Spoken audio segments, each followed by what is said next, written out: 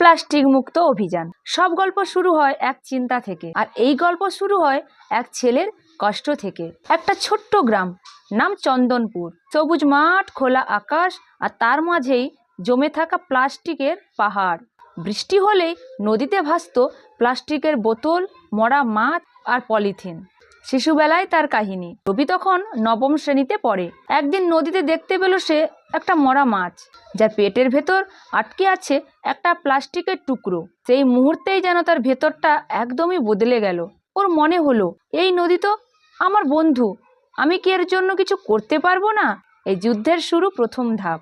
পরের দিন থেকেই রবি শুরু করলো ক্লিন সানডে মিশন। প্রতিটা রবিবার সে বন্ধুদের নিয়ে গ্রামের রাস্তাঘাট, নদী সব পরিষ্কার করত। প্রথমে হাসতো সবাই, বলতো এসব করে কি কিছু হয়? কিছুই হবে না। কিন্তু রবি থামেনি। একটা একটা করে দিন কেটে গেল, আর গ্রামের মানুষ তখনই বুঝতে লাগলো ছেলেটা একটু সিরিয়াস। যখন সে দোকানদারকে বলতো আমাকে প্লাস্টিক দিও না, তখন দোকানদার হাসতো। কেউ বলতো প্লাস্টিক ছাড়া ব্যবসা হয়, কেউ আবার বলতো তুই মন্ত্রী না, সমাজ বদলাবি কি করে? কিন্তু রবি জানতো বদল কখনো সহজ না। সে স্কুলে গিয়ে বক্তৃতা দিত, শিশুদের শেখাতো একটা বোতল কম মানে একটা প্রাণ বাঁচলো। ধীরে ধীরে সবাই প্রভাবিত হতে লাগলো।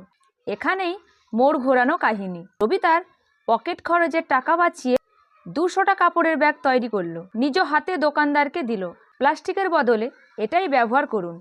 সেদিন থেকেই শুরু হলো পরিবর্তন। গ্রামের ঘোষণা, নো প্লাস্টিক জোন। মানুষ নিজেরা এসে বলল আমরা আমাদের নদীটা আগের মতো দেখতে চাই। এক এক করে রাস্তা, দোকান, স্কুল, সব জায়গা থেকে প্লাস্টিক হারিয়ে গেল। 2 বছর পর চন্দনপুর গ্রাম পেল জেলার প্রথম ইকো ভিলেজ অ্যাওয়ার্ড। আজ সেখানে 5000টা গাছ লাগানো হয়েছে। নদীর জলও স্বচ্ছ, মানুষের মনও পরিষ্কার। আর রবি, সে আজ শুধু এক নাম নয়, সে এক প্রমাণ, সে এক প্রেরণা। যে প্রমাণ করেছে বদল আনতে নেতা লাগে না, লাগে শুধু মনের সাহস। একটা ছেলের বিশ্বাস বদলে দিতে পারে গোটা পৃথিবী। প্লাস্টিকের মতো ক্ষুদ্র জিনিস যদি পৃথিবীতে ধ্বংস ডেকে আনতে পারে, ভালোবাসার, দায়িত্ববোধ ও সৃষ্টি আনতে পারে নতুন জীবন। তুমি, আমরা সবাই যদি নতুনভাবে আবার এগিয়ে আসি, তবে এই পৃথিবী সত্যি বদলাতে পারে।